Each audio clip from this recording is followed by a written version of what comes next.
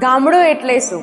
એક એવી જગ્યા જ્યાં માણસોની કિંમત તેમના પૈસાથી નહીં પરંતુ તેમના સંબંધોથી થાય છે. ગામડું એટલે સવારે કુકડાની બાંગ સાથે આંખ ખુલવી અને ગરમ ચા સાથે ઓટલા પર બેસીને સૂર્યોદય જોવો. અડાળ વૃક્ષ નીચે બેસીને કલાકો સુધી ચાલતી વાતો, ધોધમાર વરસાદ પછી ખેતરમાંથી આવતી ભીની માટીની સુગંધ અને ચૂલા પર બનાવેલી ગરમ ગરમ રોટલીનો સ્વાદ.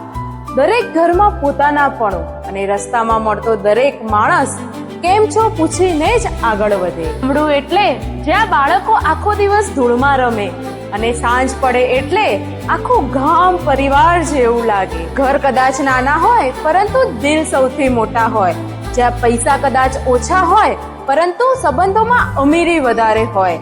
જ્યાં દરવાજા કરતા હૃદય વધારે ખુલ્લા હોય અને જ્યાં મુશ્કેલીમાં એક વ્યક્તિ નથી હોતી પરંતુ તેની સાથે આખું ગામ ઊભું હોય છે. જો કોઈ પૂછે કે ગામડું એટલે શું તો જરૂરથી કહેજો. ત્યાં માત્ર માણસો નહીં પરંતુ સંબંધો રહે છે. એનું નામ જ ગામડું.